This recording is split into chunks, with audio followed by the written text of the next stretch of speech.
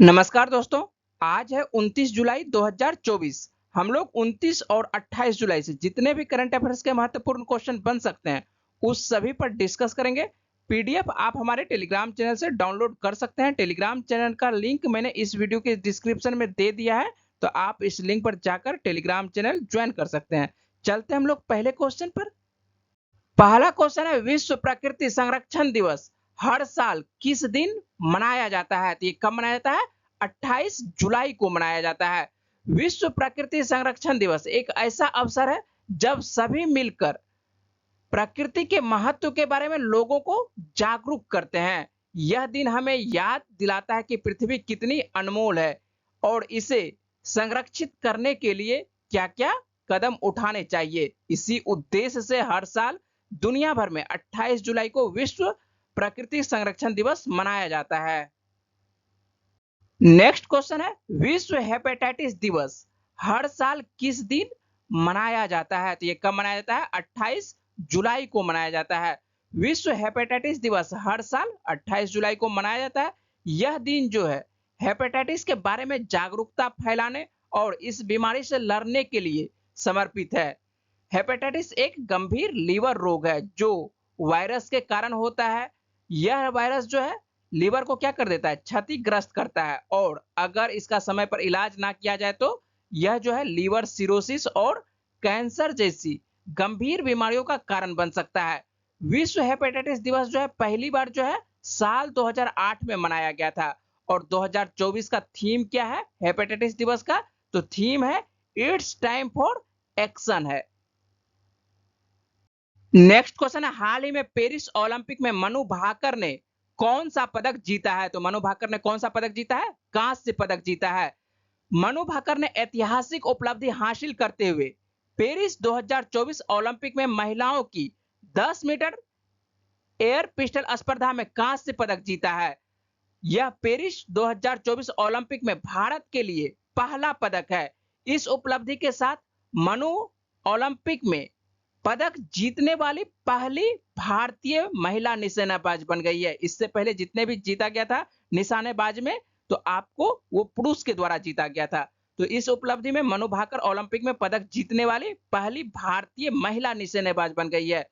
इससे एक दिन पहले वह पिछले 20 वर्षों में व्यक्तिगत स्पर्धा में ओलंपिक फाइनल में पहुंचने वाली पहली महिला निशानेबाज बनी थी। ठीक है, तो ध्यान देना है आपको कि 2024 में जो ओलंपिक पेरिस में हो रही है, इसमें भारत के लिए जो पहला पदक जीता है किसके द्वारा जीता गया था? ये मनु भाकर के द्वारा जीता गया था। और ये कौन से खेल में जीती? तो ये आपको 10 मीटर एयर पिस्टल स्पर्धा में जीती है। और कौन सा पदक जीता गया है? तो ये कांस्य पदक जीता गया है।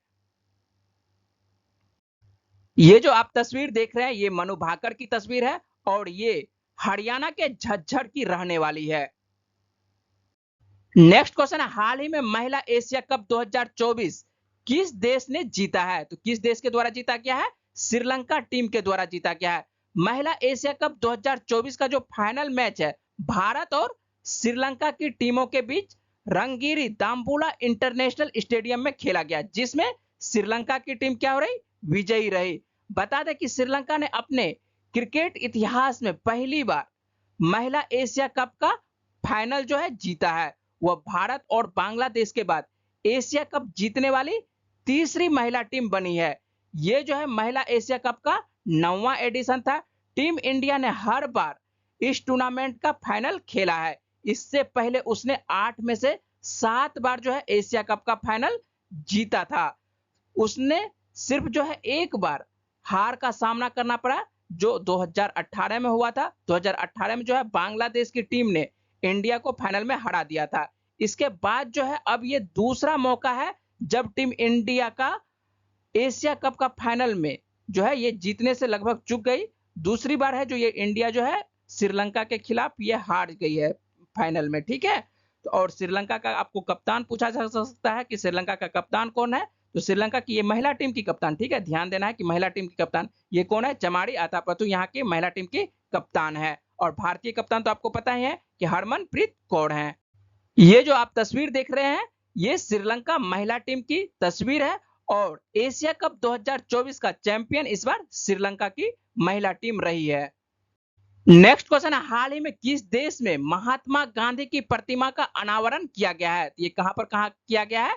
जापान में किया गया है। विदेश मंत्री एस जयशंकर वर्तमान में भारत, अमेरिका, ऑस्ट्रेलिया और जापान 4 हिंद प्रशांत देशों के समूह क्वाड की बैठक में शामिल होने के लिए टोक्यो की यात्रा पर है। उन्होंने जापान में भारतीय समुदाय से मुलाकात की और टोक्यो के एडोगावा में महात्मा गांधी की प्रतिमा का अनावरण किया। एडोगावा में जो है बहुत बड़ी संख्या में भारतीय समुदाय के लोग रहते हैं यहाँ पर। यहाँ उपस्थित भारतीय समुदाय और स्थानीय लोगों को संबोधित करते हुए विदेश मंत्री ने कहा कि महात्मा गांधी को हम राष्ट्रपिता के तौर पर देखते हैं, लेकिन दुनिया के लिए वे एक ग्लोबल आइकन है। तो आप लोगों को ध्यान देना है कि एस जयशंकर के द्वारा, ठीक है, कहां पर महात्मा गांधी का अनावरण किया गया, महात्मा गांधी की प्रतिमा का, तो आपको जापान में महात्मा गांधी की प्रतिमा का अनावरण किया गया। और जापान में यदि पूछेगा कि जापान में किस जगह पर, तो जापान में कहां पर किया गया है? एडोगावा में किया गया है, ठीक है। और यहाँ पर जो है बहुत बड़ी संख्या में भारतीय समुदाय के लोग यहाँ पर निवास करते हैं। ये जो तस्वीर आप देख रहे हैं, ये तस्वीर विदेश मंत्री एस जयशंकर की तस्वीर है और इन्हीं के द्वारा महात्मा गांधी के जो प्रतिमा है इनका अनावरण किया गया है। और ये कहां पर किया गया है? जापान के एडोगावा शहर में किया गया है। नेक्स्ट क्वेश्चन है, हाल ही में चौथी बिम्स्टेक की बैठक कहां आयोजित की गई? ये कहां पर आयोजित की गई है? ये म्यांमार में आयोजित की गई। और म्यांमार में जो आयोजित की गई, ये चौथी बिम्स्टेक की बैठक जो है कब आयोजित की गई? 27 जुलाई 2024 को की गई। और ये कहां पर? म्यांमार की राजधानी नेपी-ताव में आयोजित की गई। और भारत की तरफ से जो है इसका जो प्रतिनिधित्व किया जा रहा है, किसके द्वारा किया जा रहा है? राष्ट्रीय सुरक्षा सलाहकार जो अजीत डोभाल है, इन्होंने ही इस बैठक में भाग लिया।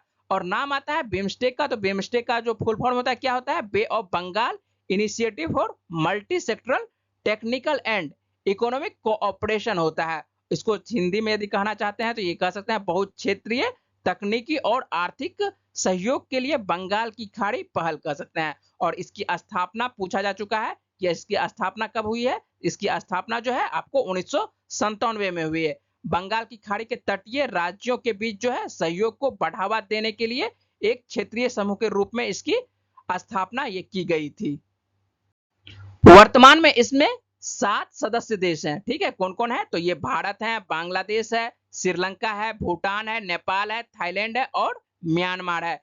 बिम्स्टेक का जो मुख्यालय है ये कहां पर है? ढाका, बांग्लादेश में है। आइए हम लोग म्यांमार का यहाँ पर आयोजन हो रहा है तो इसके बारे में भी देख लेते हैं, म्यांमार के बारे में थोड़ा सा जानकारी प्राप्त करते हैं। म्यांमार जो है जिसे कि पहले किस नाम से जाना जाता था? बर्मा के नाम से ये जाना जाता था। और ये दक्षिण पूर्व एशिया का एक हिस्सा है, ठीक है। यह एक समय जो है ब्रिटिश भारत का ही हिस्सा हुआ करता था। और भारत सरकार अधिनियम 1935 के प्रावधानों के तहत 1 अप्रैल 1937 को इसे भारत से अलग कर दिया गया था। और आप लोगों को पता है कि 4 जनवरी 1948 को ब्रिटेन से स्वतंत्रता म्यांमार को मिली थी और इसे जो है बर्मा संघ नाम दिया गया था। 1989 में इसका नाम जो है बदलकर क्या कर दिया गया था? म्यांमार कर दिया गया था। बर्मा से नाम क्या कर दिया गया? म्यांमार कर दिया। और इसकी राजधानी जो है रंगून का भी नाम क्या कर दिया गया था? बदलकर यांगून कर दिया गया था। और 2005 में क्या कर दिया? देश की राजधानी का नाम बदला गया। और देश की राजधानी का नाम नहीं बदला गया, देश की राजधानी को ही बदला गया। पहले रंगून यांगून हुआ करता था, लेकिन इसके बाद कहां कर दिया गया? नेपी ताव कर दिया गया। इसको स्थानांतरित परिवर्तन कर दिया गया। जैसे कि भारत की राजधानी 1911 में कलकत्ता से कहां परिवर्तन कर दिया गया था? दिल्ली। उसी तरह से 2005 में जो है म्यांमार की राजधानी जो है आपको यांगून से कहा? नेपी ताव कर दिया गया, ठीक है। नेक्स्ट क्वेश्चन है, हाल ही में राजस्थान के नए राज्यपाल किसे नियुक्त किया गया है? तो नए राज्यपाल किसे बनाया गया है? हरिभाऊ किशन राव बागड़े को बनाया गया है। और हाल ही में 9 राज्यों में राज्यपाल बदले गए हैं, ठीक है। तो आइए हम लोग 9 राज्य का देख लेते हैं कि किस किस राज्य में कौन नए राज्यपाल बने हैं। तो रमेन डेका को जो है किस राज्य का राज्यपाल नियुक्त किया गया है? रमेन डेका को छत्तीसगढ़ का नया राज्यपाल बनाया गया है। ओम प्रकाश माथुर को सिक्किम राज्य का नया राज्यपाल बनाया गया है। CH विजय शंकर को मेघालय का नया राज्यपाल बनाया गया है। जिष्णुदेव वर्मा को तेलंगाना का नया राज्यपाल बनाया गया है। संतोष कुमार गंगवार को झारखंड का नया राज्यपाल नियुक्त किया गया है। झारखंड के जो राज्यपाल CP राधाकृष्णन थे, इनको जो है तेलंगाना के अतिरिक्त प्रभार के साथ महाराष्ट्र के राज्यपाल के रूप में नियुक्त किया गया है। इसके अलावा सिक्किम के राज्यपाल जो लक्ष्मण प्रसाद आचार्य थे, इनको कहां भेज दिया गया है? असम भेज दिया गया है, ठीक है। और उन्हें मणिपुर के राज्यपाल का अतिरिक्त प्रभार दिया गया है। लक्ष्मण प्रसाद आचार्य को असम भेज दिया गया है और मणिपुर के राज्यपाल का अतिरिक्त प्रभार दिया गया है, ठीक है। और आइए हम लोग एक लाइन में देख लेते हैं कि कौन कहां के राज्यपाल बने हैं, ठीक है। एक लाइन में दिया गया है, जैसे कि झारखंड का कौन बने हैं? संतोष कुमार गंगवार बने हैं। और कुल कितने राज्यों में? 9 राज्यों में बदला गया है। तो सिक्किम में कौन बने हैं? ओम प्रकाश माथुर बने हैं। राजस्थान में कौन बने हैं? तो हरिभाऊ किशन राव बागड़े बने हैं। तेलंगाना के नए राज्यपाल कौन बने हैं? तो जिष्णुदेव वर्मा बने हैं। मेघालय के कौन बने हैं? CH विजय शंकर बने हैं मेघालय के नए राज्यपाल। छत्तीसगढ़ के नए राज्यपाल कौन बने हैं? तो छत्तीसगढ़ के जो नए राज्यपाल हैं रमेन डेका बने हैं। और महाराष्ट्र के नए राज्यपाल कौन बने हैं? तो CP राधा कृष्णन बने हैं, ठीक है। CP राधा कृष्णन पहले किस राज्य के थे? तो ये आपको झारखंड के राज्यपाल हुआ करते थे। और इन्हें कहां भेज दिया गया है? तो ये आपको भेज दिया गया है, महाराष्ट्र भेज दिया गया, ठीक है। और पंजाब के जो राज्यपाल हैं, पंजाब के नए राज्यपाल कौन बने हैं? तो गुलाब चंद कटारिया बने हैं। और असम के कौन बने हैं? लक्ष्मण प्रसाद आचार्य बने हैं। तो आप लोगों को ध्यान रखना है कि ये जो है राज्यपाल बदला गया है। और आप लोगों को अभी किताब में पुराना ही राज्यपाल होगा, तो आप लोगों को ध्यान देना है कि ये सब जो राज्यपाल हैं नए राज्यपाल बने हैं।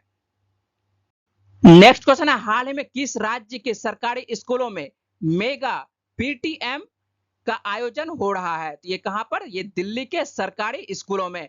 और नाम आता है दिल्ली का, तो दिल्ली के बारे में देख लेते हैं। दिल्ली के वर्तमान में मुख्यमंत्री कौन है? तो अरविंद केजरीवाल है वर्तमान में मुख्यमंत्री। और उपराज्यपाल कौन है? तो उपराज्यपाल कौन है? विनय कुमार सक्सेना है। यहाँ पर राज्यपाल नहीं होता, यहाँ पर क्या होता है? उपराज्यपाल होता है, ठीक है। क्योंकि केंद्र शासित प्रदेश है दिल्ली, तो यहाँ पर क्या होगा? उपराज्यपाल। और उपराज्यपाल वर्तमान में कौन है?